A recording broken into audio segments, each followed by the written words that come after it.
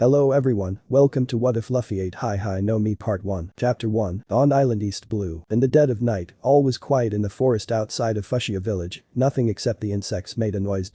Ai, help me. And the terrified screams of a young child, yeah. Completely normal. A 7-year-old child was sprinting through the forest, running away from a small pack of wolves. The child had raven-colored hair, dark-colored eyes, and a frantic expression on his childish face. His shirt was in rags hanging off of his body, so no use describing them. He also had on a pair of tattered shorts and open-toed sandals. Luffy was in the forest because his grandfather threw him in here alone again. I gotta find a place to get rid of these goddamn wolves. Luffy thought. He's been running for at least 10 minutes from the canines behind him. He needed shelter. As if to answer his prayers, he suddenly stumbled into a clearing with an incredibly large tree in the center. It looked like an oak tree. It was about 20 meters tall with a 10-meter wide trunk. From what Luffy could tell, there was a hole that looked large enough to fit him within the tree. Without a second thought, he pushed his burning, sore legs even more to get him to the tree, feeling his lungs burn more from exertion, not forgetting about the barking and growling wolves behind him. In less than 15 seconds he made it into the tree hole successfully with a bounding leap and scurrying up the rest of the way, getting the wolves off of his tail. Heh, get it? You know, cause the wolves and the okay. Okay, back to the story. Luffy was on his back huffing and puffing, gulping in mouthfuls of precious oxygen, trying to regain his breath, and famished. Deciding to see if he was lucky enough to find a single morsel of food, he looked over to his left and, as if Lady Luck was on his side today, he saw an entire fruit, but it was strange. The strange fruit was a light blue color, shaped like a pear covered what looked like teardrop-shaped lumps that had swirls on them with a green curled stem coming out of the top of it. Even though it looks weird, gotta eat to survive. With that final thought in mind, he took the fruit and took huge munches out of the fruit, getting past the bitter taste and swallowing it down. After a few moments of devouring the fruit, he felt something weird with his arm, like something slightly chilly. He looked down and saw it was frozen. Wait, frozen? Indeed, his arm was covered in ice, from the front of his fist to his elbow. Get it off. Get it off. Luffy started freaking out before noticing his arm didn't feel stiff or cold at all. It actually felt completely normal, except for the slight chill on it. He focused on turning his arm back to normal, and it worked. His arm was as fleshy as he remembered it. Concentrating on his arm again, he turned it back to ice, seeing and feeling it work, he smirked. Things are gonna get really interesting from now on. Feeling the day's exhaustion crash into him, he froze the inside of the trunk, not feeling comfortable unless he did, and settled his head on the wood of the trunk burrow thing and embraced the peacefulness of sleep. The next morning, Luffy woke up, groggily rubbing the sleep from his eyes, looking around the frozen interior of the tree, feeling oddly comfortable with the frigid temperatures around him. Waking up fully when he remembered that his grandpa was supposed to pick him up from the forest in the afternoon, memorizing the old man's schedule. He soon got out of the tree and started venturing into the forest, picking and eating edible berries on the way and testing his new devil fruit powers. After walking for a short while, he could just see a clearing through the trees and saw a pack of wolves resting, the pack of wolves that nearly ate him last night. Looking intently at his soon-to-be multi-course meal, he smirked and placed his hand on the slightly moist ground, preparing to freeze it to keep them in place while he takes them out. He concentrated and pushed out his ice as fast as it could go, and the moist earth froze in less than a few seconds. The ice nearly got to their legs, but they ran off, whimpering, before it could. Luffy stood up, confused at their actions. Before he could contemplate it anymore, he felt a warm rush of wind on the back of his neck, paired with a growl and snarl. He froze, pun not intended, thinking of what it could be. He slowly turned around and nearly screamed in terror. Behind him was a tiger, one that was larger than anything he'd ever seen. The monster before him towered above his small frame, lips drawn back in a snarl, yellow eyes glaring at him with a bestial hunger. Putting two and two together, he finalized that he was its new dinner. The tiger opened its maw and roared in Luffy's face, showing him the nasty row of razor-sharp teeth and giving him a faceful of the tiger's rancid breath that stunk of what he could only guess was the remnants of corpses of many woodland creatures and maybe some people in there too. As the roar died down, Luffy got in gear and bolted away, eyes wide in terror and gasping in gulps of air into his burning lungs and pushing his aching legs as hard as he can with the beast trailing behind him, knocking trees down as if they were wet paper towels. Luffy took a sharp right into a small opening the first chance he got, but all that did was make the tiger skid along the ground to have it on his tail not a second later. The chase kept on going on for about 5 or so minutes before Luffy burst out into a clearing, nearly running into a rock wall. The tiger was now right behind him, licking its chops and gaining a satisfied glint in its eyes, knowing that its prey had nowhere else to go. Luffy backed up in fear until his back hit the rock wall behind him and he was rooted to his spot, at the mercy of the tiger lord. This can't be it can't. Luffy desperately thought before clenching his fists and glaring up at the tiger in fierce determination. I won't die here, it'll be a cold day in hell before I go down without a fight. With new intense determination and will within him, he turned his right arm into ice and slammed his palm onto the ground, willing his ice to freeze the moist earth, but as he was preparing to do so, he felt a slight tug in his gut, not thinking anything of it, he let his instincts take the wheel, and with a grunt of exertion, he sent out ice all around him, possibly 30 meters out in all directions, turning the earth into solid ice, along with the tiger who was frozen in mid-swipe with its paw a meter shy from Luffy's head. Feeling tired, Luffy started to stumble for a short distance, leaving the clearing behind him, mist rolling off of the ice, before he pitched forward, his exhaustion catching up, but before he could reach the ground a pair of strong hands caught him and gingerly picked him up. The man holding him in his arms was his grandfather, Monkey D. Garp, a vice admiral in the Marines. He looked at the aftermath of Luffy's show of power, though already having seen it, he just wanted to study it again to be sure. So he was born with it, but where did he get a devil fruit? The vice admiral muttered, seeing all of the unconscious animals at the fringe of the clearing. Without another word, Garp walked off, seemingly to some place to set up camp. On the way he thought of what he saw, before putting it aside for tomorrow, he'd have to discuss some things with his grandson, but not now seeing as Luffy would be unconscious for the rest of the day. He soon arrived at the campsite he set up and laid Luffy down, before laying down himself to get some sleep. Chapter 2. On Island East Blue. It was dawn when Luffy woke up, he felt like he was being carried. The young boy looked around from his position before he remembered what happened and snapped awake, but he stopped when he heard his grandpa's voice. Awake are you? Luffy looked in front of him and saw his grandpa, so that's who was carrying him, before he could speak, though, the old man did. I have some questions to ask you when we get home, so just go back to sleep. Garp told him softly, not looking back at Luffy.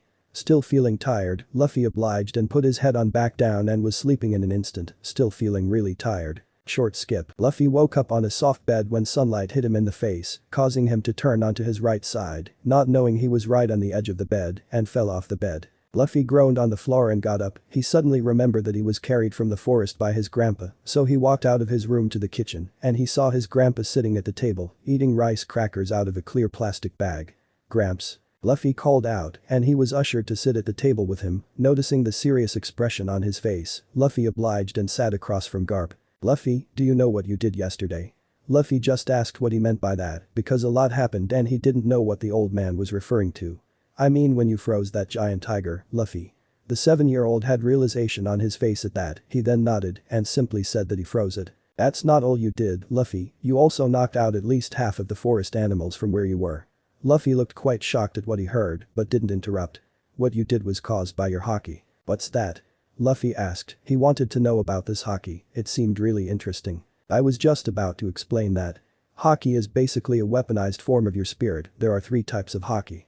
First there is Hashoku HAKI. This HAKI is the rarest type. It allows you to overpower the wills of people who are weaker than you in either mental strength, physical strength, or both. Very few are born with it, you are one of those people, but right now, yours is very unstable and sporadic, you need training in its controlled use, and as soon as we finish this discussion, I'm going to train you to control it.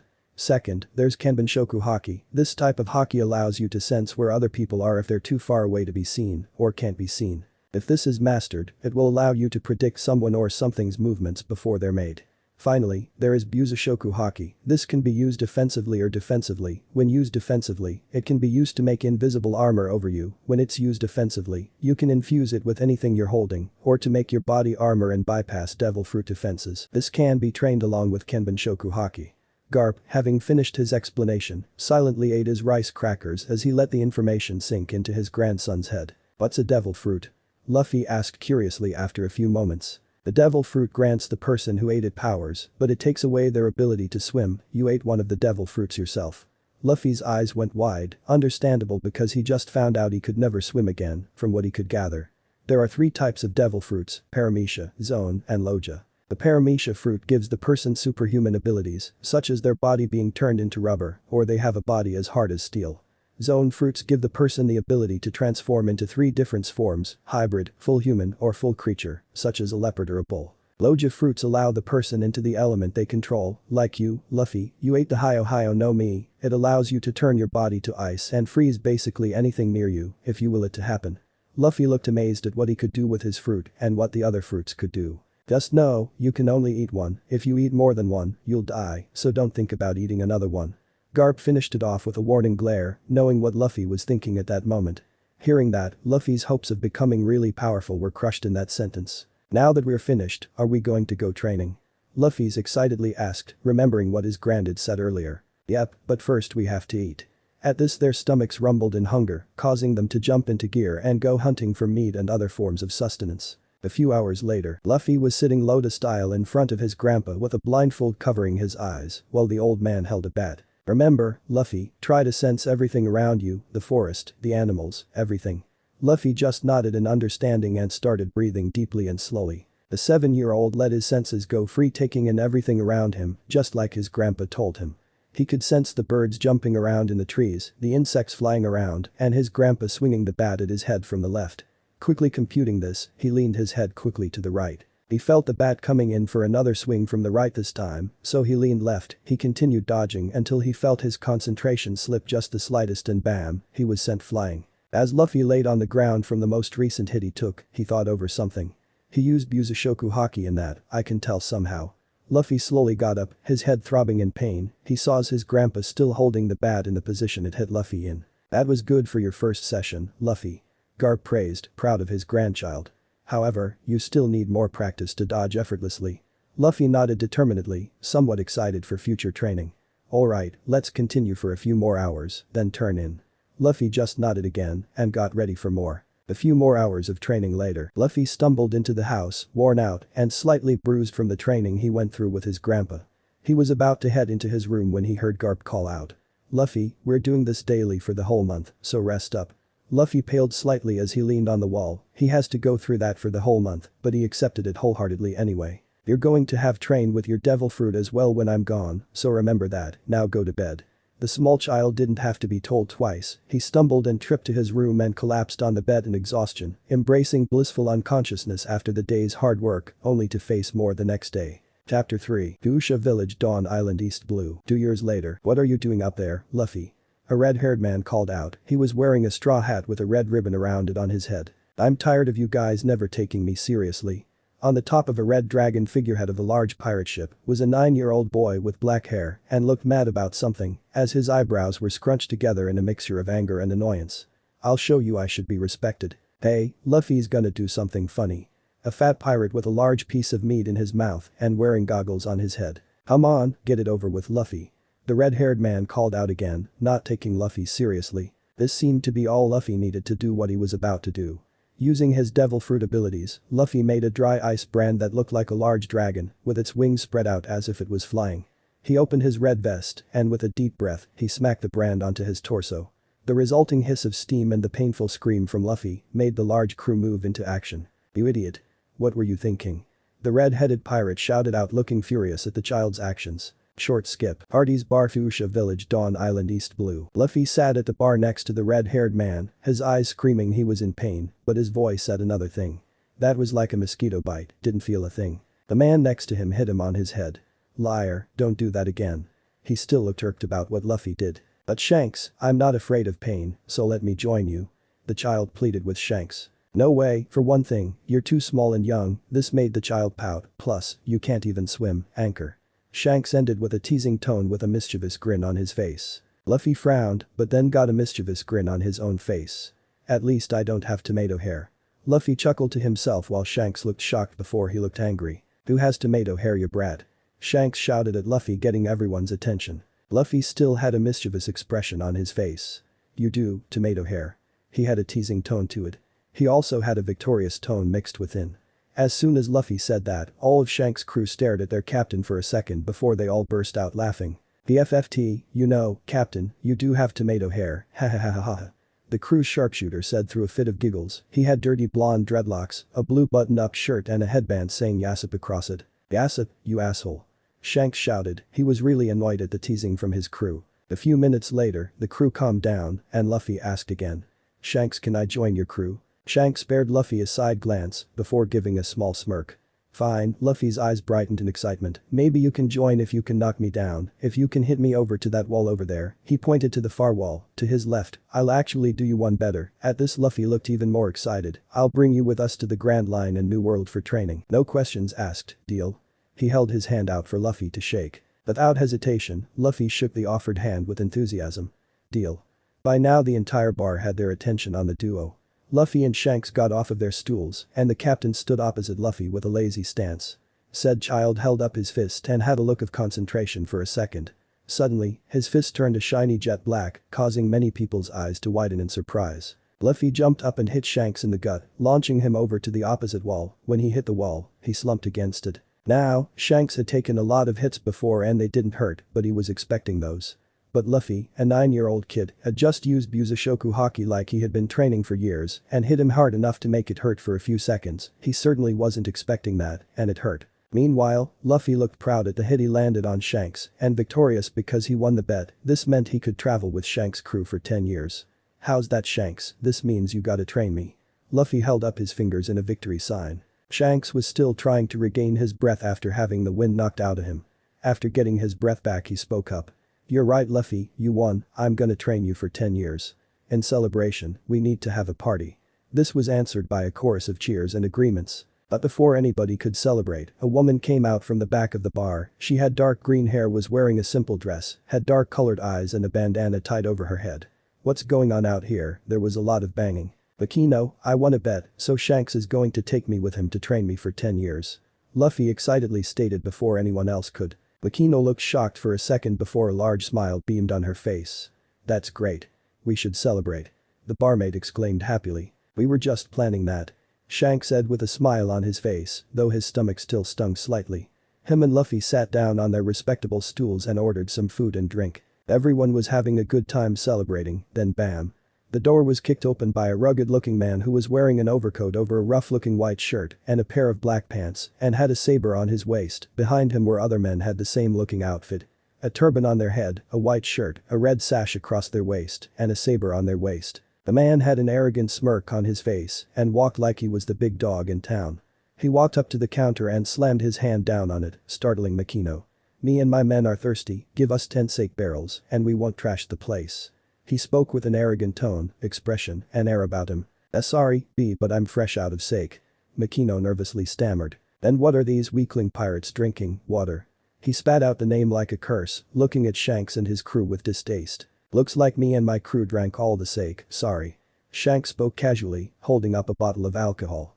Here, you could have the last bottle. The bandit glared down at Shanks, as if his presence alone angered him. He then smashed the bottle with his fist, sending glass and drink everywhere, soaking the ground and Shanks. One measly bottle won't satisfy my group's thirst. Now look what you did, Shanks complained nonchalantly, you got the floor all wet. You got a rag, Makino. I'll clean it up for you. Makino was shocked out of her stupor as she hurried to get a rag. This seemed to enrage the man more. He pulled out his saber and swiped at the food and drinks on the counter, sending the plates of food and tankards of rum everywhere, further soaking Shanks. Do you see this, you damn pirate? The man pulled out a poster that read wanted on the top and dead or alive. Haguma the bear for 8 million beery. I'm a wanted man for 8 million beery. I ain't gonna waste my time here, see you later weaklings. Haguma called out mockingly, walking out the door, his group following him. Shanks-san, are you okay? Makino asked worriedly after the bandits left, kneeling down next to him. Yeah, I'm fine. Shanks replied, resting his hand on his Strawhat before shooting his head up and bursting out laughing along with the rest of his crew. Luffy just sat silently, mostly understanding why Shanks didn't fight back. He wasn't stupid. As everything calmed down and everyone just started chatting, Luffy asked a question to his idol. Shanks, when can we start training? Shanks looked thoughtful for a second, then he replied. That depends, when is Garp coming around? Luffy looked thoughtful, trying to remember what his grandpa said. He's gonna be here next month, then 3 months after that. Luffy explained. When you leave, come back after 4 months, so that he won't notice, maybe. The next day, Luffy was sitting at the bar counter with a glass of ice water in his hands with a large grin on his face. They're not here today, Luffy. Do you miss them?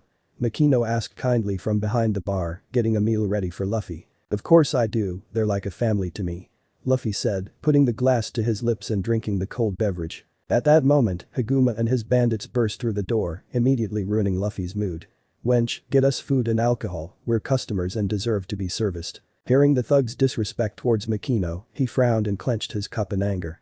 The only reason it didn't break was because the water inside was already frozen along with the glass. Right away. Makino nervously stammered and got them food and drink. As she was walking away from a table, one of the bandits smacked her ass, and that was the breaking point for Luffy. Multiple things happened at once.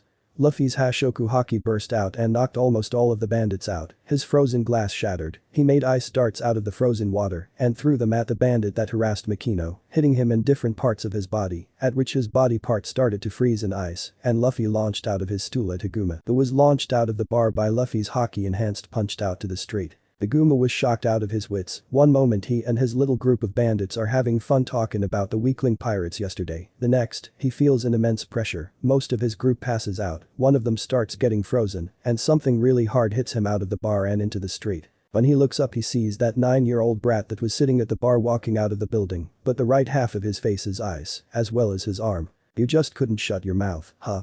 Luffy's annoyed voice sounded out. "You just had to keep talking, and you harassed my mom like she's your plaything." Luffy looked seriously angry, and with his face half frozen, he looked terrifying. Haguma ran off, terrified of the monster that was behind him. He kept on running until he got to the docks, he got a small rowboat and rowed it out to sea. Ha! They won't ever think to look for a mountain bandit out here. Haguma's thoughts were slightly hysterical. He then saw a shadow overcome him and a large splash. He looked up and saw a monster seal-like creature behind him. It had red glaring eyes and a ripped fin. Haguma had new fear instilled upon him by the beast in front of him. Before he could let out a scream, the Sea King opened its maw and swallowed the bandit and his boat whole, not caring at all for the wood and ending Haguma's life. Back at the bar, Luffy sat at his stool, the bandits already woke up and ran out, tails between their legs, never to come back. Makino also passed out, not from his haki, but shock from what happened, so she was upstairs, resting. At the docks next day, Luffy sat on top of a barrel cross-legged, leaning side to side in excitement with a large grin on his face, humming happily. As soon as he saw Shanks ship and Jolly Roger, a skull with a jagged 3-line scratch across the left eye, with daggers for crossbones, he started waving his arms excitedly, shouting, "Oh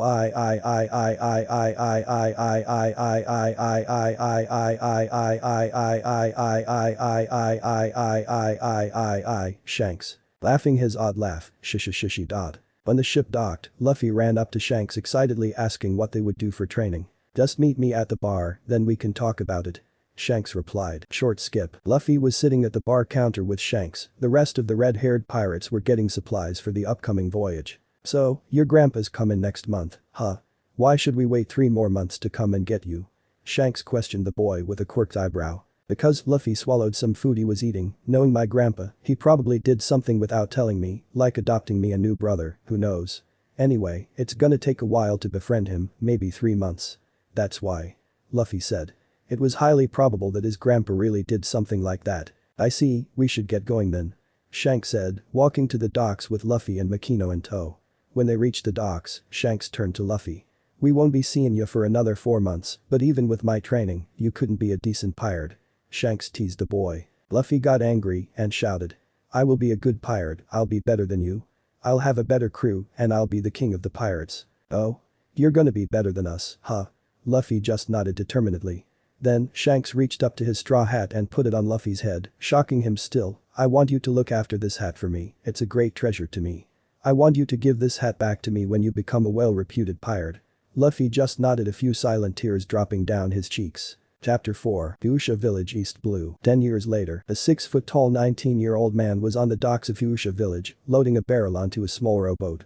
The man had spiky, raven black hair that was covered by a worn strawhat with a red ribbon around it, and his eyes were black as coal. He was wearing an open red long-sleeved cardigan that showed his lean but muscular torso that had what looked like a large burn that covered his chest and down to his navel. The scar showed an over-the-top view of a dragon with its wings spread out as if it was flying through the sky, the tip of its tail stopping at his navel, and its nose stopping in the middle of his sternum. The man also had a pair of blue shorts that went down to his knees, a pair of open-toed sandals, and a yellow sash wrapped around his waist with the end hanging out, and was holding a katana in an obsidian black sheath, its hilt a dragon skull with wings on the sides of its head. This sword was named Fubuki Rick. "You're leaving, Luffy?" The man, now specified as Luffy, turned around to see the village's mayor, whoop slap. "You could stay here and protect the village with your abilities, you know." "I know, Mayor, but becoming the Pirate King is my dream, and to do that I need to head out to sea, so I can't stay here." Luffy replied, holding his strawhat in front of him, gazing proudly at it. "Besides, I promised Shanks I'd do it." At this, he turned and looked the mayor with a small smile, planting his strawhat firmly back onto his head. The old man just nodded, with a frown. "Fine, just try not to foil the village's reputation too much." He spoke with a sour tone, though Luffy could tell that was his way of saying good luck, don't get killed. Thanks, Mayor, I'll be safe. Tell everyone I said bye. Luffy got into his small raft and pushed off of the dock, rowing out further. Hearing some faint hollers, he looked up and saw the entire village waving their hands and shouting goodbye. He stood up and shouted back. So long, everybody. I'll be back when I become Pirate King. While he was shouting this he had his grin on his face. It was wiped off of his face when he felt a presence behind him that was rising in the ocean and racing towards him.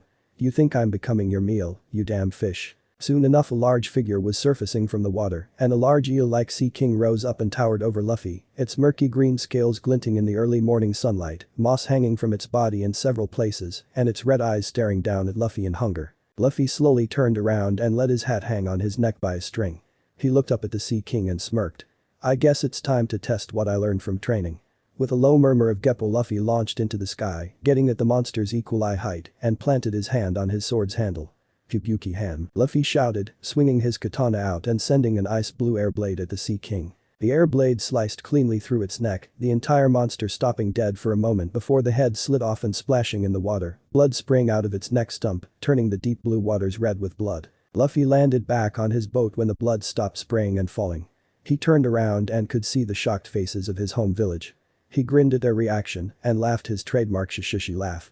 He lied down in the boat, leaning against the front edge of it, tilting the hat to shadow his eyes. A few hours later, pirates.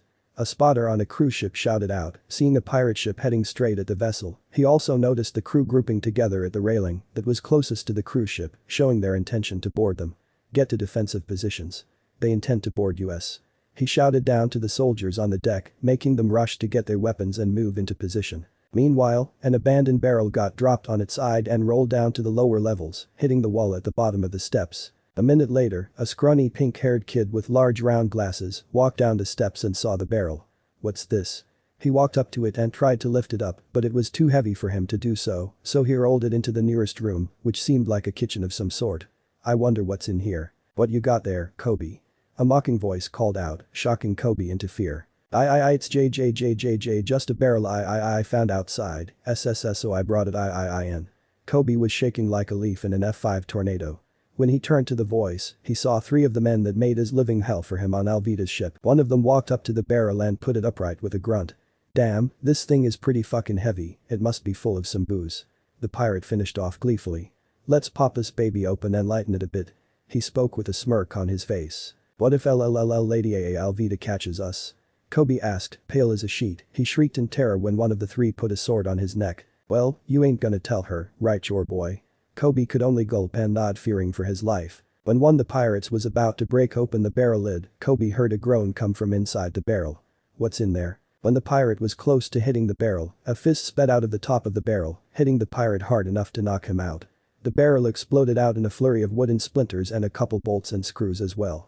God damn it, can't get some fucking shut-eye without getting attacked out of nowhere. Everyone still conscious looked towards the source of the voice and saw a 6-foot-tall man that looked no older than 20 who was lazily scratching his messy raven black hair, slightly yawning. He was wearing an open red cardigan that showed his lithe muscular torso that's scarred by a large dragon-shaped scar on his chest. He was also wearing a pair of blue jean shorts that went down to his knees, a pair of open-toed sandals, and a yellow sash with the end hanging off and holding a sheathed katana to his left waist. The man's cold black eyes scanned the room he was in until his bored gaze landed on the 3 gobsmacked pirates on the floor.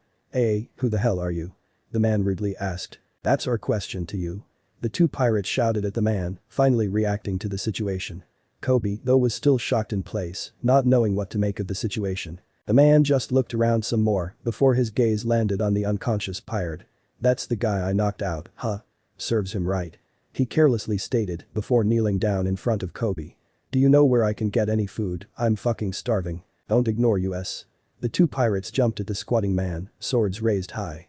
The Strawhat man simply stood up, put a hand on his katana, and in the blink of an eye, sliced the pirate swords in half, cleanly, and cut the pirates across their chests, shoulder to hip, sending blood to the air, their bodies collapsing into their pools of blood, unconscious. The man sheathed his sword with click and was still in front of Kobe. So, food.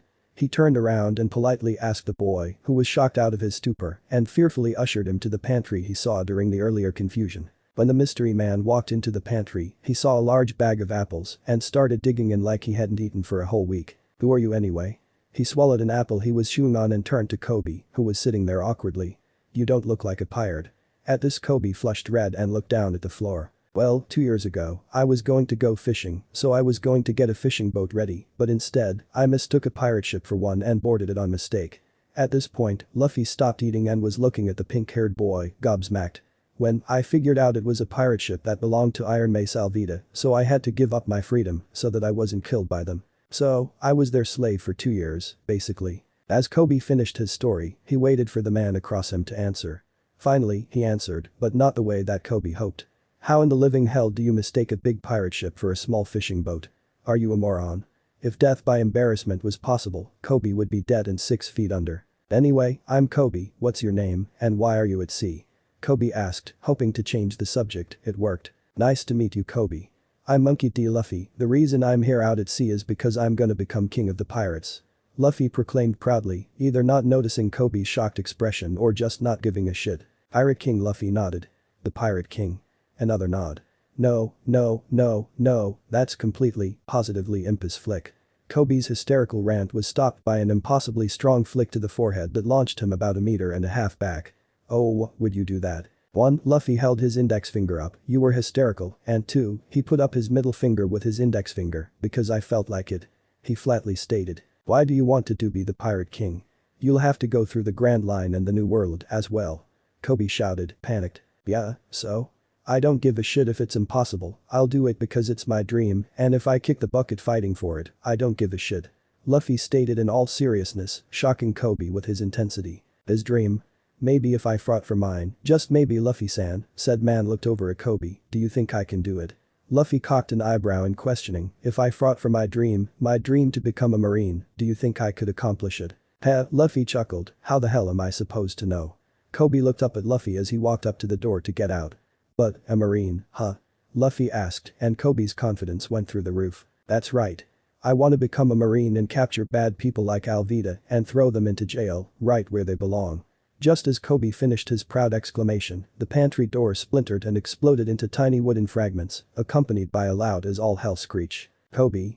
It was as if a switch had been flipped and Kobe was back to his old wimpy self again. It's LLL Lady Alvida. Kobe fearfully stuttered out. Luffy looked over at the clearing dust from the impact and saw this so-called Lady Alvida, and boy, she did not look ladylike at all. The person before him was at least 5'3", freckles all over her face, her black hair a scraggly mess, she was wearing a plaid shirt, grayed pants, shoes with gold buckles over them, and a purple sash holding a flintlock pistol, and she was holding a giant iron mace over her shoulder. Kobe, are you sure that this is a lady? She's worse than a beached whale. Luffy bluntly stated, shocking Alvida's crew, Kobe, and enraging Alvida herself. What did you say, you brat? Without waiting for an answer, she swung down her iron mace at Luffy and Kobe. Before the bludgeon could hit, however, Luffy grabbed Kobe by the scruff of his shirt and muttered, sorrow, and disappeared up to the top deck where the rest of Alvida's crew was. As soon as Kobe got his bearings back and saw the crew, he squeaked in terror and hid behind Luffy. Kobe, Luffy spoke out seriously, catching the boy's attention, if you're gonna become a marine, you can't look away, no matter what. Luffy drew his sword, its silvery blue blade glinting in the sunlight. Luffy lazily held it to his right side, ready to slice and dice. But, you should hide somewhere, it's gonna get messy. Kobe had no qualms and hid behind some crates, a ways back. You bastard. You think you can take us on? One of the pirates shouted out in a cocky manner. No, I don't think I can, some of the pirates laughed out at this, I know I can. This many weak pirates against me is like a bear cub.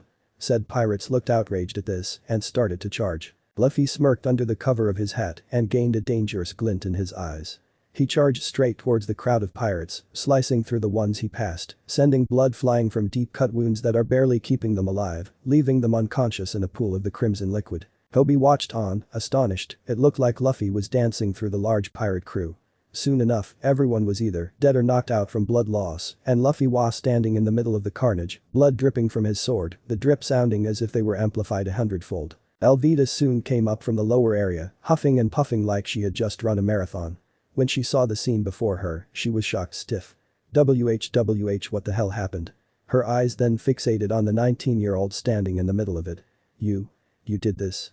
She roared in an outrage at the teen. Yep, sorry about that. Though his voice said sorry, his eyes or expression didn't. In case you're wondering who I am, I'm Monkey D. Luffy, pirate. Luffy sheathed his sword after cleaning it off by swiping it to the side. At this, Alvida smirked, getting some of her bravery back. So, you're a pirate. That makes us enemies then, right? Luffy nodded, I guess so.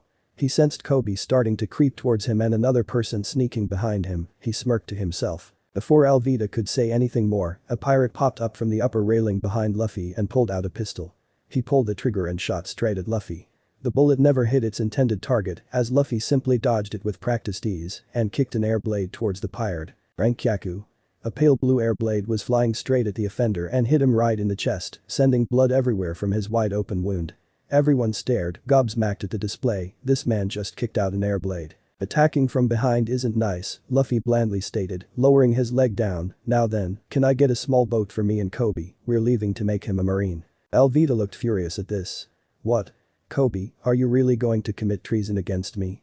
Alvida questioned with a smirk, not believing a thing. Oh, of course, Kobe was about to say of course not, Lady Alvida, but he suddenly remembered what Luffy said earlier. I'll do it because it's my dream, and if I kick the bucket fighting for it, I don't give a shit. I'll fight for it, Luffy-san, and I won't care if I die. Kobe took a deep breath and shouted out. Of course I am. Who would want to be stuck with an ugly old sea hag like you? Everyone was shocked stiff, except for Luffy, who was laughing uproariously. Ha ha ha ha ha ha, that's exactly what I wanted to hear. Seeing Alvida's mace hand tighten around her weapon, he prepared to step in to stop her. You little, Alvida was burning scarlet with rage, brat.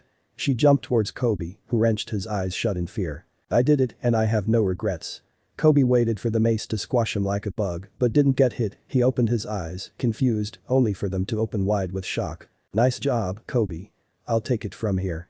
Luffy was standing in front of Kobe, his left hand in his pocket and holding up the mace lazily with one bare hand. To say everyone was shocked would be an understatement. Alvida's expression was the textbook definition of shocked. Jaw wide open, eyes the size of dinner platters, and her voice caught in her throat. This thing is really light. Luffy carelessly stated, as if he wasn't holding an enormous iron bludgeon with one hand. You're in our way, so I've got to get rid of you. Luffy pushed up with his hand, shoving Alvida off balance, pulled back his right fist, and dashed up to less than 2 feet of her. Use a shoku. Koka. His right hand turned a jet black up to his elbow. He launched his hand forward and hit Alvida in the gut, sending her flying out to the ocean, screaming in pain. Get us a boat, we've got to make Kobe a marine. No one argued and got them a boat. Boom. Shit, it's the Marines. If they catch us here, we'll be brought into jail. Kobe. Said boy scurried over next to Luffy, come on, we're getting out of here. I want to make you a marine, but not in this way. They ran over to where the lifeboat they were given was hanging. Luffy and Kobe jumped into the small boat. Seeing he couldn't lower it fast enough, Luffy cleanly sliced the ropes and the boat plummeted down 30 feet to the ocean, frightening Kobe and shocking a female in a boat like theirs that they landed next to. What the hell? Hearing the shout, Luffy turned to his left and saw an orange-haired girl who was wearing a blue and white striped t-shirt, a bandana on her head, calf-length pants, and a pair of gladiator-like sandals. On the boat with her was a large bag that seemed to be filled with some things. Luffy just flashed a quick grin and turned to Kobe. Which way is the nearest island with a village on it? Luffy questioned. Kobe pointed in the direction of the cruise ship. Damn it, I don't want to do this, but I have to, it's a dire situation. He thought out loud. Without another word, Luffy drew his sword and raised it above his head with both hands on the handle and swung down, as if attacking someone. After a split-second silence, the cruise ship suddenly split in half, as if cut cleanly down the middle, which wasn't far from the truth, really. Sheathing his sword, Luffy got the oars in the boat and starting rowing through the path he made by slicing the ship in half. He noticed Kobe staring at him mouth agape. What? Wait, don't answer, it's because of the ship isn't it? Kobe just nodded. Well, I am incredibly strong. This statement was said without any cockiness, just 100% truth. Anyway, I'm getting some shut-eye, make sure we get to the island alive and unharmed, please. With that, Luffy leaned back, angled his hat over his eyes, and set his hand on his sword handle, embracing the world of dreams. Chapter 5, Shellstown Docks. Luffy was laying down in the small boat, sleeping with his hat shadowing his eyes and his hand on his sword. He snapped awake when the boat hit the docks. We here, Kobe? He asked Kobe who sat in front of him. Kobe nodded. Yeah, we made it. They tied the boat to the docks and walked into the town. How about we go to that bar there? I'm feeling up for a drink or two. Luffy suggested, feeling a taste for sake. You can go ahead, I need to talk to the leader of the marine base here, Morgan, I think his name was. Kobe said. At the name Morgan, everyone jumped away from the two boys in the street. Actually, let's go to the bar. When they entered the bar, Luffy went directly to the counter and sat down followed by Kobe, who wasn't comfortable without being near Luffy. The Sub-Zero captain was looking around for a bartender to get him a drink. He found a woman who was going around taking orders. When she noticed him and Kobe, she walked over and got behind the counter. "Hello, my name is Ririka, would you like anything today?" the barmaid asked politely. "Yes, I'd like some sake and some info on that marine base you got here," Luffy requested of the barmaid, whispering the last part. Ririka got Luffy a bottle of sake and set it in front of him with a glass next to it. "Well, the marine base is led by Lieutenant Morgan, also Urano Zoro got captured and sent there a couple weeks ago," she informed them. Luffy raised an eyebrow at the last name and lowered the sake bottle from his lips. "Urano Zoro?" he asked quietly but loud enough to be heard by the other two. He thought he heard some things about Urano, but he couldn't remember. "Urano Zoro is the most terrifying person ever, I've heard that he's a demon in human skin." Kobe was as pale as a sheet explaining Zoro, as if he would just appear out of thin air and kill him. "He's menacing with those swords of his, I've heard."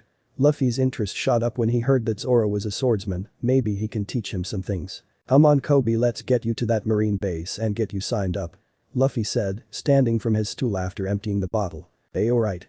Kobe stuttered, following him anyway. On the way to the base, Luffy spoke. "Do you think that Zoro will be a good addition to my crew?" Luffy asked. Kobe was shocked still and went pale again. "Honestly, that can't be good for his health," he thought, exasperated. "Why would you want him on your crew?" Kobe asked. "Isn't it obvious, he seems strong, he could possibly get stronger if I train him though." Luffy mused. Before any more conversation could be made they came upon the marine base. "It looks like a piece of shit," Luffy stated blandly. "Well, it looks like this is where we part, Luffy-san." "I know." Kobe stopped talking, noticing that Luffy wasn't next to him anymore. He looked over at the wall and saw Luffy climbing up a ladder and looking over it. "There's a little girl talking to some guy out there. It might be Zoro," Luffy said nonchalantly. "No way, they wouldn't keep Zoro out in the open," Kobe argued but was disproven when he looked over the wall. "It's him, it's Urano Zoro. That bandana, that terrifying aura, that's definitely him." Kobe whimpered in fear. "That's him, huh?" Luffy muttered. After some unheard interaction between the little girl and Zoro, a lanky man-child with onion-shaped hair walked into the dusty courtyard with two marines acting as his bodyguards. This time, the interaction was heard. "It's rude to bully kids, Urano." He had a snarky tone in his voice, like he thought he was king of the world. "I don't like him," Luffy said as soon as the bastard came in. "If it isn't the lieutenant's bastard son." Zoro growled out in frustration at the blondie. "Hey, that's rude. Now what's this we have here?" he asked mockingly to the little girl, looking at her rice balls that she brought for Zoro. "Rice balls? Well, don't mind if I do." "Wait, no. Those aren't yours," the small girl protested. "Bleh. This is too sweet," the blonde shouted, spitting the rice grains out of his mouth. "You're supposed to use salt in these, idiot." "Salt." He smacked the remaining rice ball out of the girl's grip and stomping it into the dirt. "There, now the ants can eat it." "What are you doing here anyway, brat? Don't you know the rule here?" he asked oh so snobbishly. The little girl shook her head no. "The rule, written by my own father, Lieutenant Morgan states. Anyone who helps a criminal in any way is to be executed." The girl's eyes widened in fear and she grew pale. The blonde smirked at seeing her fear. "You know what that means, don't you? But, since you're only a child, I'll let you off easy." The child's face brightened just a tiny bit but fell at the man's next words. "You," he pointed to the marine on his left who jumped at the sudden calling, "throw the kid over the wall." What? No Holmepo, sir, I can't, she's just a child." The marine stuttered out, he obviously didn't want to do it but he was forced to. "I told you to do it, if you don't want me to tell my father, you will do as I say." Holmepo growled in the marine's face, clutching at his collar. Why yes, sir." The marine stuttered, he knelt down and grabbed the girl, he seemed to mutter something in her ear before tossing her over the wall. Kobe panicked momentarily but stopped when he noticed Luffy had caught her. "What's your name?" Luffy asked gently. The girl looked up, she had brown eyes and brown hair and two pigtails. "My name is Rika. Are you alright?" he asked, concerned. "Yeah, thanks mister." She happily thanked Luffy. "Kobe, come look after Rika, I'm gonna go talk to Zoro." Kobe nodded and climbed down the ladder to watch after Rika. Luffy walked up to Zoro and waited until he was noticed. When the pirate hunter raised his head, Luffy spoke. "So this is Urano Zoro. Not that impressive, considering you're tied to a cross, dehydrated, and starving." Luffy spoke in a nonchalant tone, surveying the man before him. "So what? What's it matter to you?" Zoro asked, glaring at the man before him. The man was wearing an open red cardigan, a pair of blue shorts, open-toed sandals, a worn straw hat with a red ribbon around it, and had a katana at his waist. He'd have to ask about that later. To put it bluntly, I want you to join my pirate crew. You are the strongest swordsman in the East Blue, after all. Luffy stated with a slight smirk on his face. Why specifically me? There are other good swordsmen in the East Blue, they're scarce, but they're here. Zoro said, confused. That's simple, my ambition is to be the pirate king, so I can only have the best, even if it is only in the East Blue. Luffy responded, shrugging at the end. Zoro gave a wolfish smirk. Heh, why not, it sounds interesting enough, but you gotta wait 10 more days, that's all I'm asking. Zoro replied. Luffy tilted his head to the side. Why? Wait, does it have to with why you're out here? Zoro nodded. I made a deal with that blonde bastard, Helmeppo. If I can last 30 days without food or water, he'll leave Rika and her family alone. The only way I'm leaving is if he breaks the deal. Alright, I'll be back daily for 10 days, if he says he's gonna kill you, I'll intervene and break you out. Who knows, I may also let out some steam on him. Luffy smirked and started to leave before Zoro called him back. Wait. Can you feed me that rice bowl there? He nodded towards the rice grains on the ground. Luffy picked up the rice and held it in front of Zoro. Are you sure you want to eat this? It's more mud than rice, now. He asked skeptically. Whatever. Just give it to me. Zoro opened his mouth and Luffy tossed the rice in. Zoro choked a couple times but swallowed every bit of it down. Tell Rika that was the best damn rice bowl I've ever had. Alright, will do. Luffy said. He walked over to the wall and bound over it in one leap, landing on the other side, crouching low. He looked around and didn't see Kobe or Rika, so he assumed that they went to the bar, so he started walking. Luffy saw Kobe and Rika nearing the bar and decided to play a little prank. Zoro. He dashed ahead into the bar and sat at the counter. Luffy-san, how did you get here before us? Kobe exclaimed from the door. Luffy just waved over at them lazily, ordering a bottle of sake for himself. Kobe and Rika sat next to him. Oh, Rika, Zoro wanted me to tell you that he ate and enjoyed every last grain of your rice balls. Luffy said, grinning down at the young girl who smiled brightly. Really? She questioned hopefully. She looked like a child who was told she was getting the best present ever. Yep, he told me himself. As soon as Luffy finished speaking, Helmeppo busted in, arrogant as ever. He walked right in and sat down at a random table that was near the window in the front of the bar. Wench, get me the best food and drink you got, and make it free. He shouted out, putting his legs on the table. You know what, I'm gonna execute the Tyranno Zoro tomorrow, things have been getting too boring lately. He finished off with a snarky laugh. Luffy stood in a rage and slowly walked over to the blonde asshole and stopped near him. I thought you were going to give him 10 days to get out. Luffy spoke dangerously low, feeling mounting anger at the snob before him. Of course I'm not, only an ID bam. Helmeppo's sentence was interrupted by Luffy's fist knocking him out through the window and rendering him half-conscious. How dare you hit me, I'll get my father to kill you. Helmeppo half growled half slurred. You're just a piece of scum hiding behind your daddy's name like a little piece of shit, invoking fear into innocence and treating everyone like trash, all in all, you're just a withering piece of shit. Luffy spoke in a menacing tone, slowly drawing his sword. He was about to cut Helmeppo down when he heard a small voice from his right side and a tug on his cardigan. He looked down and saw Rika looking at him with watery eyes. Please don't do it, Luffy, she pleaded, although he's a bad man, please let him live. Luffy couldn't hold up his front against the look in Rika's eyes. He sighed and sheathed his sword. Noticing Helmeppo was already gone, he turned to Rika and knelt down. He placed his hand on her head. Rika, I'm going to go get Zoro free, okay? Rika wiped her eyes and nodded. Kobe. I need you to watch after Rika and Ririka for me, alright? I'm going to go get Zoro. Luffy called out to Kobe. In response, he got a quiet sounding alright from Kobe. Short skip. Luffy jumped down from the wall into the courtyard where Zoro was held and walked up to the man. Zoro raised his head to see Luffy. Zoro, Helmeppo decided to have you killed tomorrow, so we're leaving. Zoro's fists and jaw clenched in anger. That bastard. He growled out. Hang on, he stopped Luffy as he was about to untie him. Before we leave, we need to get my swords first. Zoro said. Well, where are they? Luffy asked. He knew how important a swordsman's swords are to him. Helmeppo took them, he's using them as trophies. He spat the word out like a sour lemon, obviously angry with Helmeppo's presenting of his swords. Alright, I'll go get your swords and come back, it should be quick. Luffy said, rushing towards the marine base. He walked in through the front doors and came face to face with some marines. He went up to the nearest one and asked plainly. Where is Helmeppo's room? Though he wasn't doing anything, the marine and those around him nearly wet themselves in fear. It's on the 3rd floor. He stuttered out in fear, pointing to the stairs leading upstairs that were further down the hallway. Luffy nodded and walked down the hallway, getting to the stairs and walking up to the third floor. He looked at all the doors he passed by, but one stood out. They were pink double doors with large print on a plaque "My room." It's obviously his. Luffy thought, exasperated. He pushed open the door and walked in, grimacing at the ultra-girly interior of the room. He saw 3 swords in the back corner of the room and walked to them, though he didn't notice the sleeping form of Helmeppo on the bed slowly stirring. "Ah. It's you, what are you doing here?" Luffy didn't seem to notice as he looked at them carefully. "There's 3 here, which one is Zoro's?" May I'll just take 'em all." Luffy shrugged and tied them to his back. He looked out the window and saw a large man with an axe replacing his left arm, standing behind a firing squad of about 15 or 20 marines, all aiming at 2 figures, Kobe and Zoro. "I thought I told him to stay back and watch those 2. Luffy thought. I ask again. "WWW, what are you doing here?" Helmeppo questioned, only to be ignored again. Luffy opened the window and drew 2 swords, his Fubuki and Zoro's white sword, his treasure. "Sorry about this, Zoro."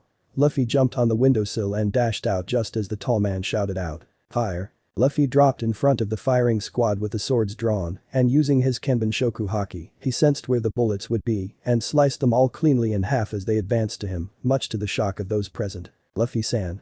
Kobe muttered in awe. Why you just sliced those bullets, didn't you?" Zoro stuttered in awe before he went into rage. "You used my white sword. I told you that was my treasure." He raged. Luffy turned to him. "I know it was, but the other 2 would have shattered if I tried to slice the bullets, and you know it." Luffy argued, knowing he won, he held out the swords to Zoro. "Anyway, here are your swords, just grab them with one hand, I'll cut the ropes with my sword." Zoro nodded in affirmative. The marines were advancing on them with their swords held high, they assumed that since bullets won't work, blades will. Luffy sliced Zoro's binds with his sword in a blink of an eye, and in the next second, Zoro unsheathed all 3 of his blades and blocked the marines. "A single one of you moves, I'll cut you down." Zoro menacingly growled at the marines, making them squeal in terror. He looked to Luffy and spoke in a confident tone. "I'm joining your pirate crew, that is true, but I'm following my own ambition, and if you get in the way of it, I'll cut you down." Zoro said, glaring at Luffy in challenge. "That depends," Luffy smirked. "What is your ambition?" he asked Zoro, who smirked back. "To be the best swordsman in the world," Zoro said with ferocious conviction. "Good, I'd be embarrassed if I had anything less. The Pirate King deserves only the best, of course." Luffy drew his sword and held it in a ready position. "Duck, Zoro." Seeing what Luffy was going to do, Zoro ducked down and rolled away, Fubuki ham. Luffy sent a wide ice blue air blade at the marines, knocking the ones in front out and injuring the ones in the back. "Lieutenant Morgan, we can't defeat them." "Yeah, they're too strong. We can't even take Zoro on by himself, and he's half dead." Morgan looked furious at his so-called weakling soldiers. "Those of you who just admitted weakness, kill yourselves right now." This received shocked stares from the marines. "That is an order." Morgan shouted. The marines started to move their rifles to their heads, pulling the hammer back. Luffy sighed and sent out a weak pulse of Hashoku HAKI and knocked the marines out, drawing even more shocked stares, but Morgan snapped out of it. "Who are you, scum?" Morgan questioned, shrugging off his jacket, leaving him in the sleeveless BDU, military pants, and combat boots. "I think you have that backwards, shithead. You're the scum here, telling your men to commit suicide, that's the lowest of the low. I think I'll just finish you off in a second." Luffy let his hat hang on his neck and readied himself for a short fight. Morgan brought his axe up and brought it straight down on Luffy. Smirking, Luffy just sidestepped the sloppy swing that crashed into the earth and created a fault line that ran to the wall and cracked it. Luffy dashed forward and drove his fist into Morgan's gut, hard. The Tyrannus lieutenant puked out blood from the hit and was sent flying at the marine base, crashing into the building. "Anyone else wanna fight?" Luffy called out challengingly to the marines who regained consciousness and were shocked still before they threw their hats into the air, cheering like freed prisoners. "Meh, not my problem. Zoro, let's get going." Zoro nodded and followed before he collapsed forward, panting. "Hungry?" He groaned before Kobe could go into a panic phase. Short skip. "Ah, that tastes amazing, especially when I hadn't eaten for that long. Any longer than now, and I would have died." Zoro exclaimed, picking up a sake bottle and chugging it down for a few seconds. "Damn straight, this is some great food. Good sake, too." Zoro nodded in agreement as they clinked their bottles together. Luffy felt a tug at his shorts, and he looked down and saw Rika looking up at him. "What is it, Rika?" he asked politely, picking her up and placing her on his left knee. "Is it true about what happened at the marine base?" Rika asked curiously, getting a nod in return, her eyes widened in awe. "You must be really strong, then, Luffy Nai," she said in amazement. Luffy nodded. "That's right, and I'm only gonna get stronger and stronger and stronger," Luffy said with a wide grin. Kobe looked sheepishly at Ririka. I'm sorry, but we've all seemed to eat a lot, even me. Kobe looked down at his drink. Don't worry about it, you all saved us, after all. It's a celebration, eat as much as you like. Ririka said dismissively with a smile. At that moment, though, Marines came into the building. They were led by a man with tanned skin and a goatee. He stepped up and spoke. Excuse me, but are you two pirates? He asked, looking at Luffy and Zoro. Yep, we're pirates. Luffy stated, letting Rika down on the floor. I see, the Marine said, I'm Commander Ripper, new leader of the Marine base here in Shell's town. Even though you saved this town, you two are still pirates, so you have until tomorrow to leave. Ripper said with a commanding tone. This was met by many arguments and protests from the civilians. Luffy stood up from his seat. No, it's alright, I was planning on leaving today, anyway. Luffy said. He walked to Ririka and asked, do you think that we can get some food for the trip? Of course. She left to get more food for Zoro and Luffy's trip. When she got back from getting food, she gave it to Luffy and Zoro for them to take. Thanks for the food. Luffy said, bowing to the barmaid. He and Zoro were about to walk through the door, but were stopped by Ripper. Wait, isn't he with you? He pointed to Kobe and gave a side glance to Luffy. Who, that kid? Hell, I don't know him, he's just some brat that intervened, or at least tried to, but no, I don't know him. Luffy stated with a straight face, not showing any emotion. Alright, you can go. Ripper said. Come on Zoro, we're going down to the docks. Zoro just grunted and followed his lead down to the docks. They're probably gonna see through your lie. The green-haired swordsman said, putting his hands behind his head. Luffy just shrugged the one shoulder that wasn't occupied by the bag he was carrying. Doesn't matter, Kobe will be part of the Marines by the time they figure out, by this time they were at the docks, or Kobe may just spill it in some way or another. He and Zoro entered the boat, untied it from the dock, and spread the sail. Zoro was about to speak, but Luffy held up his hand and sighed. He held up 3 fingers and dropped each one periodically. When the last finger dropped, they heard a shout. Luffy-san. Thank you so much for all you've done. They looked back to the docks and saw Kobe saluting them, along with a line of Marines behind him. That's odd, Marines saluting pirates. Zoro smirked. Luffy just raised his hand and did a small wave. So, Luffy, he hummed in acknowledgement, where'd you get that sword of yours? Zoro nodded to the sheathed blade Luffy pulled up to his chest. Let's talk about this tomorrow, I'm tired and there's no island for a few hours. Zoro just nodded and closed his eyes along with Luffy. But Zoro, he grunted, I'm gonna train you in swordsmanship, alright. Alright, that sounds exciting. Zoro smirked from the other side of the small boat. With that they both fell asleep, hands on their swords. Chapter 6. Goddamn, I'm thirsty. Luffy complained, his hat shadowing his eyes and his hand on his sword. Zoro grunted from the other side of the boat. Yeah, too bad they didn't give us any sake. By the way, could I see your sword? Luffy looked at him questioningly, but gave it to him anyway. Zoro grabbed the sword and pulled it from its sheath and looked impressed. I think it's a high-quality one, it might be as good as your white sword there, but I need someone to price it for me. Luffy said, seeing his reaction. Where did you find this? Zoro was swinging the sword around a bit. Luffy grinned and scratched the back of his head. Well, I got from the Grand Line when I was sailing through there. Zoro snapped around to him. You went to the Grand Line? The green-haired swordsman asked, baffled. Luffy nodded his head saying yes. Why are you going again, then? Zoro sheathed Luffy's blade and handed it back to him. The first time I went was a training trip, per se. This time, I'm going with my own crew and becoming king of the pirates. Luffy said, placing his sword back at his hip. He then looked over the edge of the boat and saw 3 people floating in the water. Zoro noticed and looked as well. Castaways? Zoro bluntly said, Luffy nodding in agreement. The 3 people started waving their arms frantically, shouting. Oh I, help us please. We're not stopping, so grab on. Luffy shouted out, baffling the 3 floaters.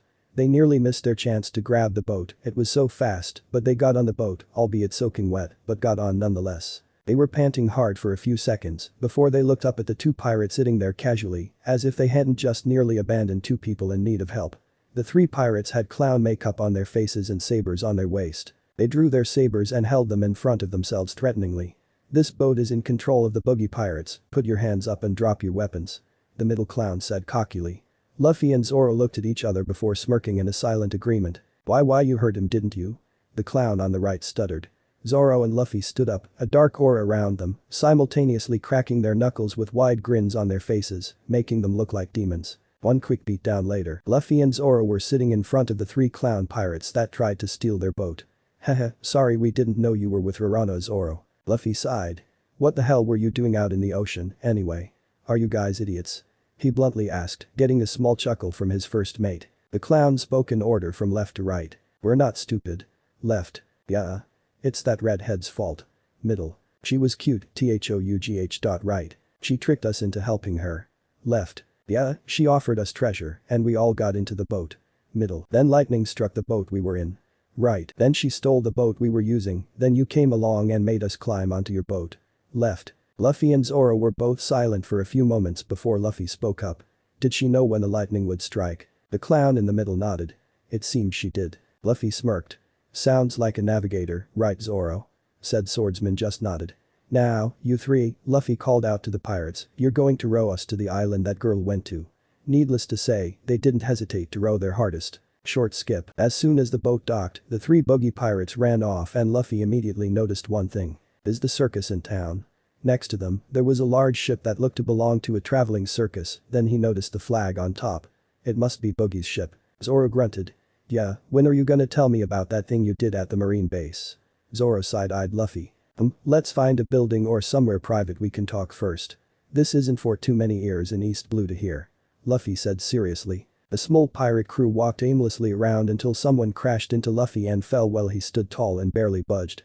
They looked down and saw an orange-haired woman wearing a short-sleeved shirt, a yellow skirt with ring designs on the sides, and gladiator-style sandals. Behind the woman were three pirates that looked like the ones from the boat. Said woman looked up and Luffy immediately saw deviousness in her eyes and didn't like it. Oh, boss. You're here, could you take care of these guys for me please? Luffy just raised an eyebrow at the woman that was dashing off. We've been set up and left to deal with the bugs. He blandly stated, Zoro nodding with a statement. Hey, the girl said you're her boss, right? That means we don't even need her. The closest pirate smirked. Luffy sighed and picked up his leg in a kicking position and brought it to the opposite hip. Renkyaku. He boredly called out, swiping his leg across quickly, heel first, at the pirates creating a wind blade. It crashed into them and launched them back 15 meters, knocking them out cold. How did you that? Zoro asked surprised at this. Training, I'll tell you later, we seem to have an audience. He looked up at the building to their left and a second after he said that, the woman appeared on the rooftop. She smiled and spoke. You seem strong to knock those guys out before I even got here, not a single scratch, too. Luffy took slight offense to the first comment but shrugged it off. Based on your appearance, I'd have to say that you stole that small boat from some pirates. Luffy said, putting the pieces together. Of course I did, they were too stupid to realize the trap. What are your names, by the way? The woman asked. My name is Monkey D. Luffy. Urano is Oro. At this, the woman's eyes widened at the name. Urano is Oro? Why are you with this guy, aren't you solo? She asked, dumbfounded. That doesn't matter right now, what does though, is your name Miss? Luffy said, easily switching the topic. I'm Nami, I'm a master navigator and a pirate thief. Nami proudly said, smirking. Captain, what now? Zoro whispered, discreetly moving his hand to his swords not taking his eyes off of Nami. Let's let things play out for now. Luffy whispered back. How about we discuss why those pirates were chasing after you? He asked Nami, who had jumped down from the roof. Why not? There's a house we could use. She said pointing to a house across the way. It looked abandoned. They walked into the house and Luffy noticed it looked a bit rummaged through. Do you live here? He asked Nami. No I don't, just borrowing from it. She nonchalantly said, waving her hand as if to swat a fly. So, you're stealing from it? He stated blandly. Whatever, as long as it's got booze, I'm parched. So am I, haven't had a drink in forever. Zoro said, looking around with Luffy for anything that indicated alcohol. Found some. Luffy shouted in rapture. There's a cabinet over here full of this shit. Zoro dashed over and he and Luffy grabbed 5 bottles for themselves and sat down at the table Nami was. Anyway, what I stole from those clowns was this. Nami pulled a rolled up piece of parchment from behind her back and rolled it out on the table, a map of the Grand Line. Indeed, it was a map of the Grand Line. Why do you need a map of the Grand Line? Luffy asked curiously, putting a bottle of sake to his lips, wondering why she would even try to go there solo. He went there himself, but he was with Shanks' crew then. I'm going there to get 10 million berries from the pirates there to buy back a village. Nami said. Luffy sighed, putting the bottle down with 3 of his empty ones. Look, I'm gonna be blunt with ya, he adopted a serious face leaning on the table, you won't even last 5 minutes out in that stretch of ocean, much less the pirates there. Nami looked angrily at him. What makes you think that? She slammed her hand down on the table. Luffy didn't flinch at all, but smacked Zoro's hand away when he tried to take one of his still full bottles of sake. Do you know how to navigate through the Grand Line? He asked seriously, looking straight into her eyes. Isn't just like in any other ocean, just a compass and a map?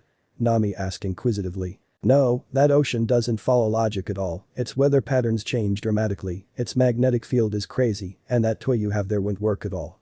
As soon as you get into the Grand Line it might as well be a piece of shit on the ocean floor. Luffy said, leaning back and grabbing his mostly empty sake bottle and downing the rest before grabbing another. How do you know this, huh? Nami asked, believing he was lying. I went through there and most of the New World when I was younger with my mentor. Might as well get this over with. He sighed before continuing. Red-haired Shanks. He dropped the bombshell, drinking more from his bottle. So that means you're a pirate. The word was drowned in a venomous tone of voice. She reached behind her back for her staff, but stopped when she was rammed by a strong pressure that sent a quake down her spine and could barely breathe. She looked at Luffy and saw his concentrated expression, her eyes widened in terror. He's doing this, but he's not doing anything. Zoro was looking at Luffy curiously. This is just like the base. This is the same pressure, but it's just a constant wave other than a spike. This is just the tip of the iceberg of what you might experience in the Grand Line, girl. Luffy was speaking like a mentor looking down on his student. You wouldn't be able to touch a mass of the pirates in the Grand Line, they'd kill you in a second. Nami collapsed back in her seat panting as soon as Luffy let up on his HAKI. That took a lot of concentration to keep her conscious. As soon as Nami got her breath back, she saw Luffy and Zoro walking out with their sake bottles. She shot up and shakily rushed after them. Wait. Luffy smirked under his hat, knowing why she called out. How about we make a deal? She seemed slightly afraid and desperate. Alright, that sounds fun. Luffy agreed, but Zoro grunted next to him questioningly. Of course we can trust her, Zoro. Luffy quietly assured. So, what's the deal?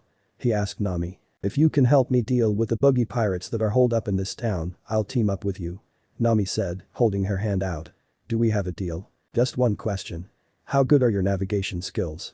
The straw-hatted captain asked. Nami smirked. I'll be the best damn navigator you'll be able to find. That was all Luffy needed to plant his hand in hers for handshake. You got yourself a deal, then. Luffy said, shaking her hand. If we want to get rid of those clown pirates, we gotta hit 'em hard and fast. So, I say that Nami goes in first and gives up the map in a ploy, saying she'll join Buggy. Nami looked annoyed right here. When they're all partying and distracted, I'll take out the weaklings of the crew, then me and Zoro will take out the remaining members. Zoro looked bummed that he couldn't fight a lot, but excited he could fight somebody strong. That's actually a good plan. I'm stealing all of his treasure, though.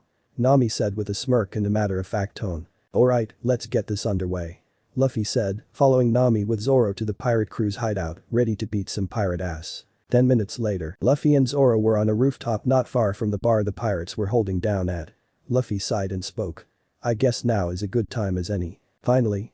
Zoro grunted out from his left. What I did at the marine base and in that house was something called HAKI.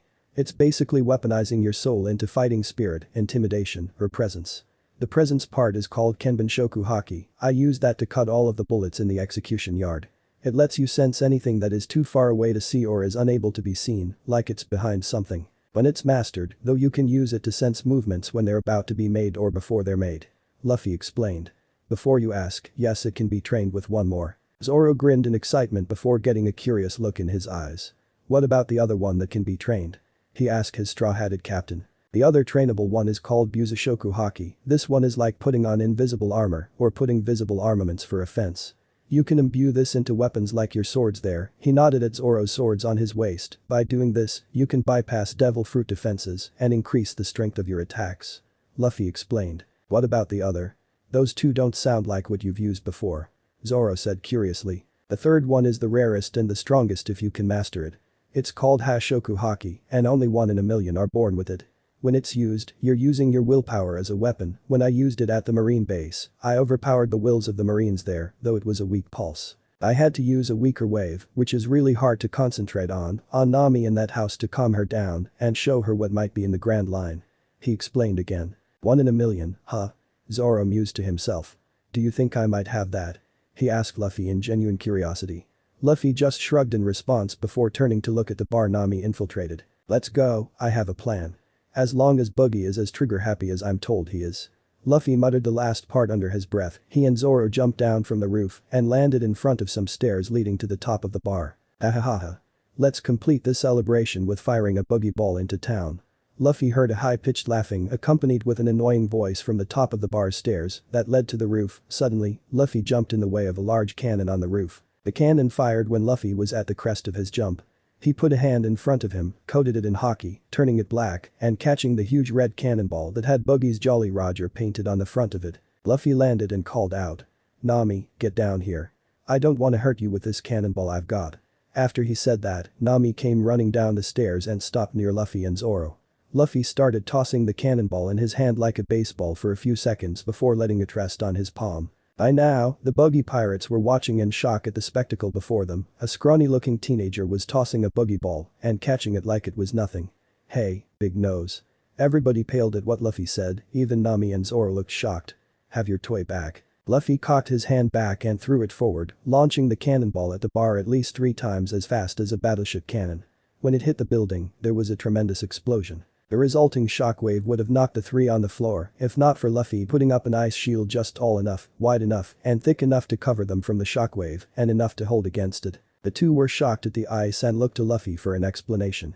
"I'll tell you guys later, right now Nami has some treasure to steal, I have got a red-nosed clown to fight, and Zoro has 2 idiots to fight," Luffy said, dispelling the ice he put up, making it shatter into crystalline shards. The 3 looked up and saw that Buggy and one of his crew covered themselves from injury by using crewmates.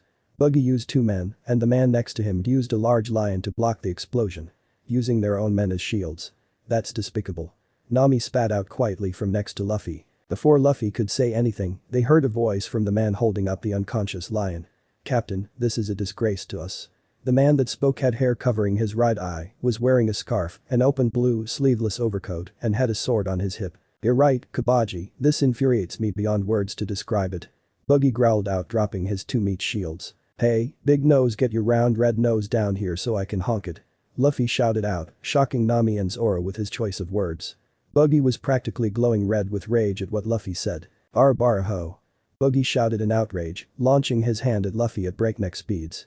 His hand had 3 large daggers in between his fingers. Luffy smirked under the shadow of his hat and let the hand stab him in the chest. Nami and Zoro's eyes went wide at this and stared at the falling body of Luffy while they heard Buggy's obnoxious laughter. Zoro's face grew dark in a second, he was pulling his blades out when he heard laughter from behind him. He turned around and saw Luffy's body shaking a bit. Buggy was ranting and raving about how he was the strongest and how he was going to rule the Grand Line with his fruit powers, and Nami was still silent, shocked by the scene before her. She wasn't noticing anything else. Luffy could barely hold in his laughter at everyone's reactions, but when Buggy calmed down, he laughed his usual laugh. "Shishy, you're pretty stupid, Buggy." He started to get up, he still had the knives in his chest, but they were misting and looked frosted over. He stood up to his full height and started stretching his arms over his head, preparing to fight. This shocked Nami out of her stupor. She rounded on the Straw Hat Captain in anger and obvious confusion. "What the hell? What just happened?" Luffy just shushed her with a raise of his hand. "I might as well explain," Luffy said, pulling the daggers out of his chest. Finally Buggy snapped, shouting out. "What the hell? Wait a second, you ate a devil fruit, didn't you, Brad?" Buggy quickly calmed down after thinking for second shocking. "That's right, I ate the Hie no Mi, a Loja class devil fruit. It allows me to turn my body into ice, control ice, and freeze almost anything at will." Luffy finished, drawing out his sword. "Let's have some fun, Buggy," he said with a wolfish grin on his face. Kabaji jumped at Luffy, his swords drawn about to attack him, but Zoro blocked Kabaji's descent onto his captain. "If you're a swordsman, I'll gladly take you on." He gave a wolfish smirk at the scarf-wearing swordsman. Kabaji gave his own smirk. "I'd be honored to duel the great Rurano Zoro," he cockily said, jumping back to get some space between the 2. They lunged and the fight began. Luffy turned away from the fight and paying attention to Buggy, knowing his first mate can handle himself. "Who cares if you have a Loja fruit, I'll still beat you, you little brat." Buggy shouted cockily, getting more knives between his fingers and shooting his hand out at Luffy again. Luffy jumped up into the air to dodge it. Buggy smirked triumphantly. "You can't dodge so well in mid-air, can you?" He willed his hand to launch at Luffy, but he wasn't expecting Luffy to kick the air to dodge the blades. Luffy landed on top of a nearby building and turned to Buggy, smirking. "It looks like I can dodge in mid-air, doesn't it, rubber nose?" he mockingly asked the clown, enraging him. Before Buggy ranted about being insulted, he noticed the straw hat hanging off of Luffy's neck. "That straw hat, it reminds me so much of that red-haired bastard." He growled out. Luffy tilted his head curiously. "You know Shanks?" he asked interestedly. "He took me through paradise and the new world when I was younger, but I don't remember him mentioning a clown before, though." Luffy mused out loud. No wonder you anger me so much, you act just like that bastard, Shanks, that idiotic hat just emphasizes the point.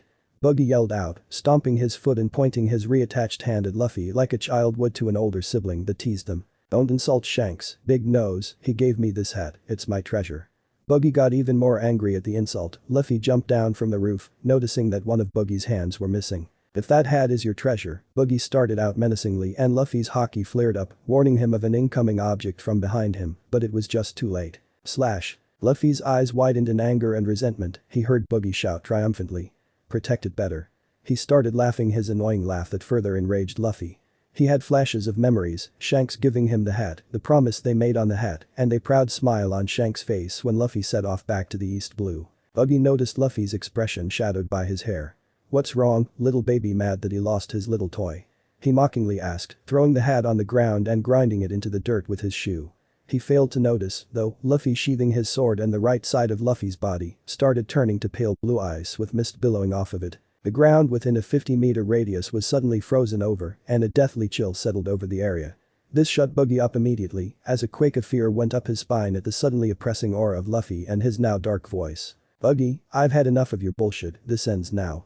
Luffy suddenly disappeared, making Buggy snap left and right looking for the teen that was now out for blood, his blood. He suddenly felt an ice-cold burning sensation on his side that instantly traveled lower down his legs and over his spine. He screamed out in pain and looked down.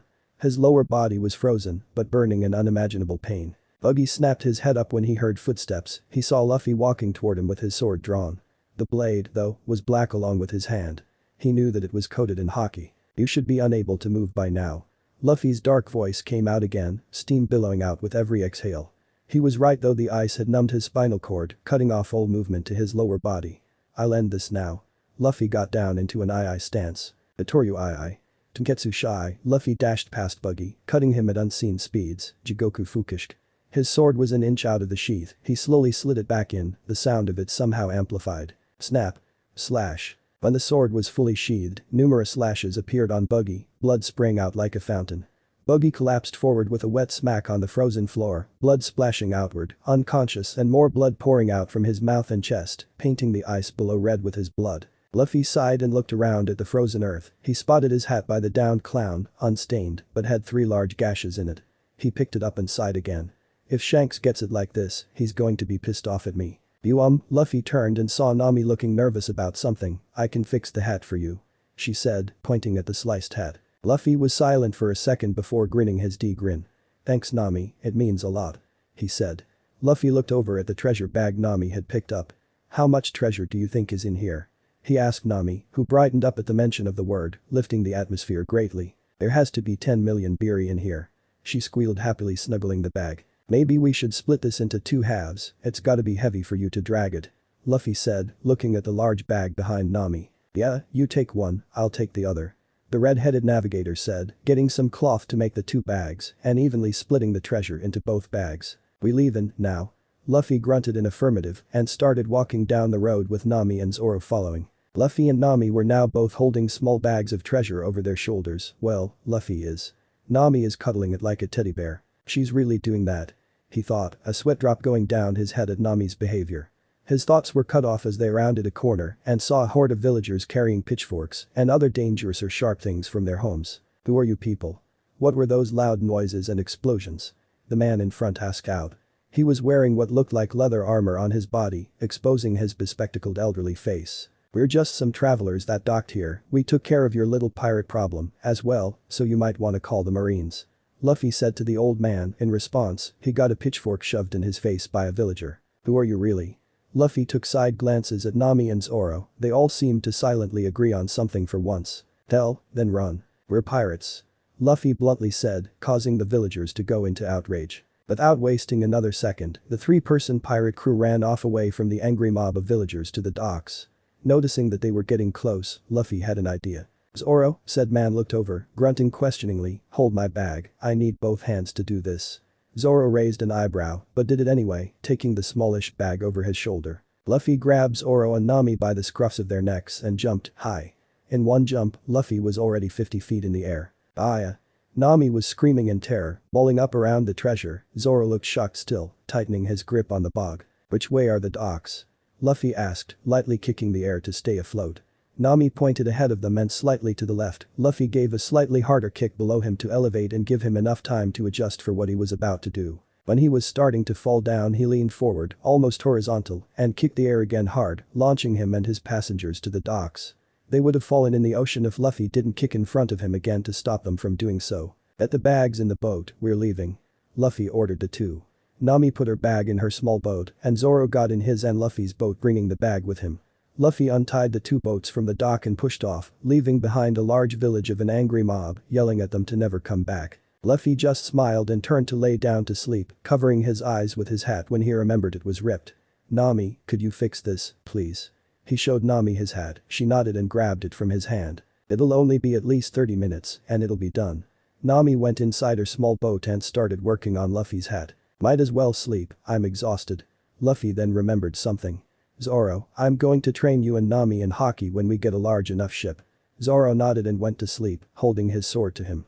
Luffy followed suit, laying his hand on the pommel of his sword. Let me know in the comments below if you guys want the next part. Also check out my other video that has been shown in left. Thank you for watching. If you enjoyed this video, please like and share this video. And have a fantastic day. Bye.